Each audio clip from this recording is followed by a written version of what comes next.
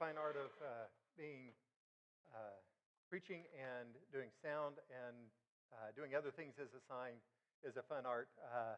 Being here today doing this is one of those things that reminds me of how grateful I am that Trenton is our pastor, and we have a pastor. We sometimes forget all the work that the pastor does, and like our mothers, the pastor does a lot of work. Maybe he mothers us as a church in a lot of ways. He teaches us, he takes care of us, he guides us. And Tristan and Jerry and I have been doing that in the last week and a half, and it's been a lot more work on us. But we're grateful that Trenton and his family are able to take vacation, and that he's here. And so, he gets back next week, and I'm looking forward to that. But last week, as I was trying to figure out what I was going to preach on, Dave and I were talking in the back, and I realized that today is going to be Mother's Day, and I, the single guy, was going to be preaching on Mother's Day. And so I'm like, well, a couple of the topics that I was trying to figure out maybe were optional topics. I said they just really didn't feel like they were good Mother's Day topics. I mean, you don't have to say something strictly about mothers, but some topics just don't feel like Mother's Day topics. One of the topics I was looking at was tithing, and I'm like, no, that's probably not a good Mother's Day topic. So, they aren't bad. It's just we want to celebrate our mothers and celebrate the women in our lives who sometimes aren't our mothers, but play a motherly role to us, and who guide us and to help transform us into who we have become. In my life, there have been many women, godly women, who have helped to mold me, and for whom I am immensely thankful. Chief amongst them is my mother. I get to go, yeah, Mom. I had a mom who, when people ask what she did for a living, I say she raised 2 boys, and I am immensely grateful that was her primary occupation. She also substitute taught. She did other work in the school system. She volunteered in the community, but her primary job was being mom to my brother and I. And I am immensely grateful for that. And I sit here and I watch a lot of the mothers here that do that, and the mothers that work full time and still somehow are amazing moms, and I am grateful for that. But one of the things that I look at and I think about, what did my mother do that was so amazing to me, and that is she taught me. We go. She discipled me. She taught me everything from how to talk, to speak, to how to use good table manners. She still tries to teach me how to use good table manners. I think I'm better, but sometimes moms are always teaching us. Some of you who are mothers and you go, yes, my mother's still trying to teach me, I'm sure. But we're always learning, and we've got other people who in our lives who are like mothers and are teaching us, and they disciple us. I'm going to, the passage, the verse that I'm going to be preaching out of this morning is not normally a Mother's Day sermon passage, but it's one that it's really impacts me, and it's the Great Commission. It's specifically Matthew 28:19, where it says, to go therefore and make disciples of all men. And that's one of the principal roles that mothers, and not only mothers, but us as adults have, is we are called to go and to make disciples. We're to go and teach those around us. The first question is, how do moms teach or disciple us? And the best way that moms teach and disciple us is by example. We constantly are looking at our moms and learn from them. While this seems fairly simple, it is something that we cannot forget. We as adults are being watched. Other people are watching us and our behavior. As we look back at our moms teaching us by example, we need to look at that others are watching us. We need to remember that we teach others by example. We teach them by example of how we dress, how we eat, how much we eat, how we speak, how hard we study, what we spend our time on, what we spend our money on, how we drive, etc. Kids watch our moms, others watch us. We, as adults, need to be careful in our actions because the kids around us are watching us. They are learning by our examples. They mimic us. When we say something we go that we probably shouldn't, the kids learn from that. So we have to be careful that others are watching us and that they're mimicking us. The kids are paying attention. The other thing that moms do is they do it through direct instructions. This is probably the one that most people think of when they think about teaching someone. We think of the classroom setting where the teacher says, Johnny, that is how you're supposed to write your name. Or today we are learning about the letter A, from our preschool days. But this is more than just that. It's mom teaching us how to drive. It's mom teaching us how to clean our rooms or brush our teeth. I can remember as a third grader sitting up every night, and my mom would teach me English grammar lessons because the way this school system was working, I wasn't getting it in school. And my mother, every single night, we would sit on my bed, and she would take me through the English grammar homework. And I'd do it. I didn't like it at the time, but even then I was thankful. Today I look back and am thankful for the time that my mother spent every single night helping me with English grammar in school. But moms also help teach us about school. And as important as it was, my mom taught me about English grammar. The most important thing she did teach me and others was about Jesus.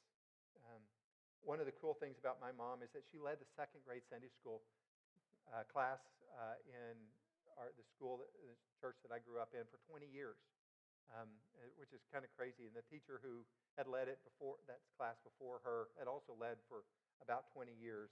And I still remember driving on many trips driving back from Colorado, and we'd get to Amarillo.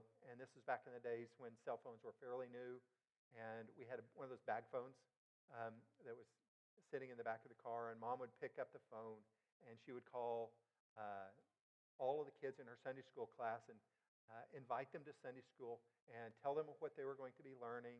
And if Mom had a treat of some sort, she'd tell them the treat and say, hey, we want you to be there. And she'd spend the time. She had all sorts of treat machines. Like she had a cotton candy machine that she kept in her Sunday school classroom because she loved teaching those kids, and who doesn't love cotton candy? So she would, on a regular basis, she would make cotton candy for her Sunday school kids. And I remember that. I remember my mother teaching me by example of how to love on kids, how to love on those around us, how to teach others. But she also was teaching those kids about Jesus.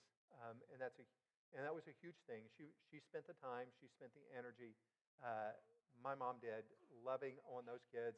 She knew all their names. She had their phone numbers, and she would call them every single week, whether we were driving back from Colorado or we were in Oklahoma, and she would spend the evening, Friday and Saturday evening. She would call and say, "Hey, Johnny, this is Jan. I want to welcome you to Sunday, and I want to invite you. And this is what we're going to spend time talking about on Sunday morning." And when she was doing this, it was deliberate. And so, as we teach others, we need to be deliberate in how we do it. And as I said, this was by example. She was teaching my brother and I by example of how to do this. And it's something I still look back and remember fondly. And I think this is how it should be done. So what does it mean to disciple someone? Truly disciple someone means to be deliberate about training someone in a subject matter. When I look back at my mom as she taught me English grammar in the third grade, she was discipling me. She was deliberate, and she was intentional. She took time out of her day every single day to teach me. Sometimes, many times, I didn't want it, but my mom took the time anyway. And for that, I'm grateful. And so as we look about discipling others, we have to be deliberate. We know that some of it happens by example, some by our lifestyle. And so we have to be deliberate in our lifestyle. We have to be deliberate in how we talk and how we walk and how we eat and what we say, where we drive, how we drive, because people are watching. We are discipling others. We're teaching others by example. So the next question that we have is, who is called to disciple others? And the short answer is we are. Moms do an amazing job. Moms do it by instinct and by nature, and they disciple and they teach us just because that's so much of how they are and who they are. But we don't get to dump all the discipling and all the teaching off onto moms. We, as adults, and even young people, are called to disciple others. I'm called to disciple others. I'm called to teach others. All men, husbands, fathers, you're called to disciple and teach others around you. You're called to teach your family, your kids, but other men. Maybe you've got a skill that you have, and you can teach others. I remember going on ADAC several years ago when Gordon was our pastor, and he took us out.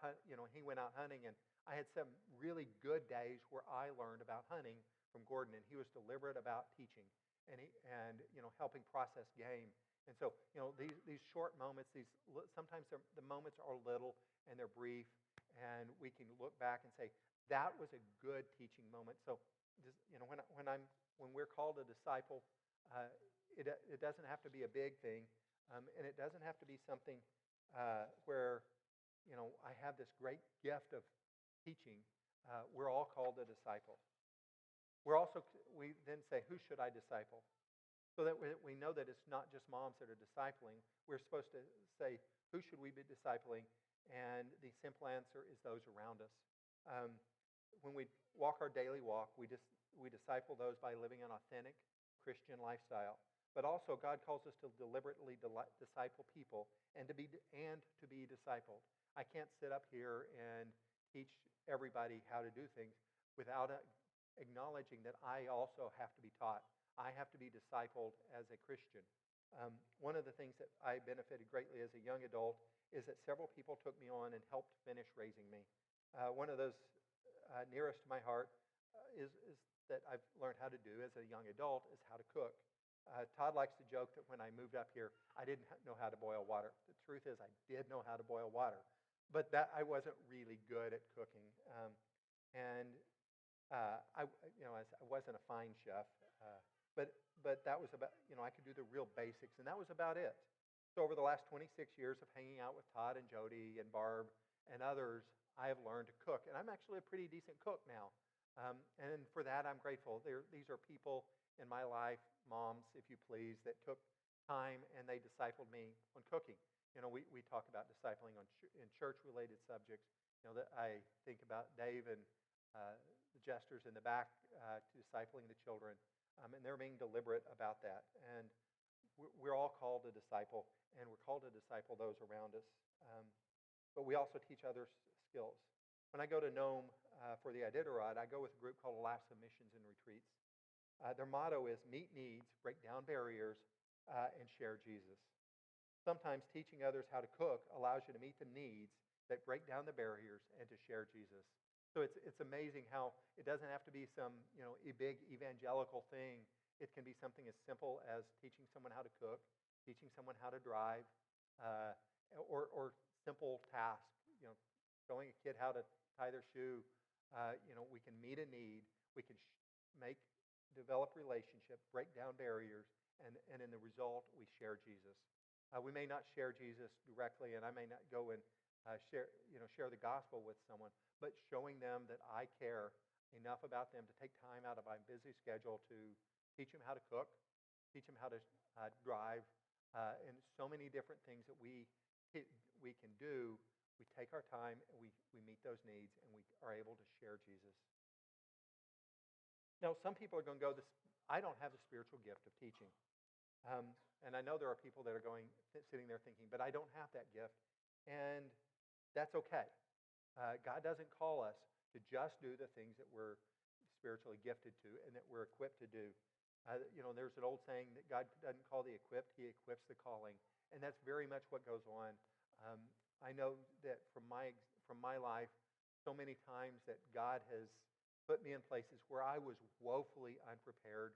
I'd be faithful to God to say, God, I can't do this. I cannot do this. Looking back when I was in high school, I was in youth choir. And some of you probably heard me sing and go, I can't believe you're in choir. But I was.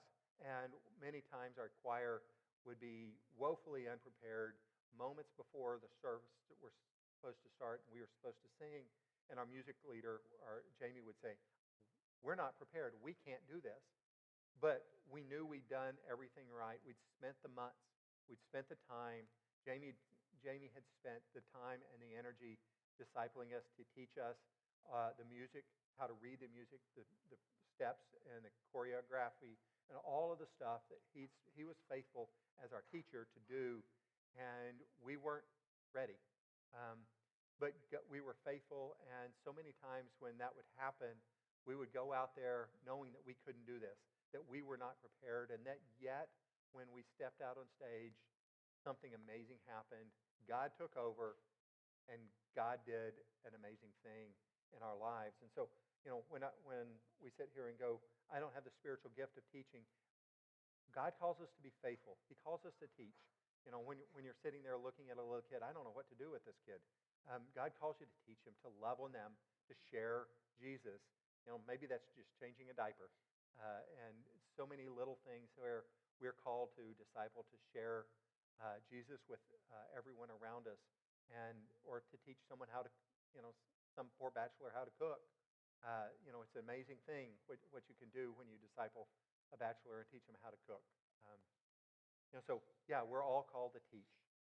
And as we sit here and we go, okay, now that I know that what teaching is, and that we're all called to do it, even if I'm not qualified, I don't have a degree in education, I don't have the giftedness of teaching, that we're all called to do this. So we have to take this and we have to apply this in our lives. We're called to disciple others.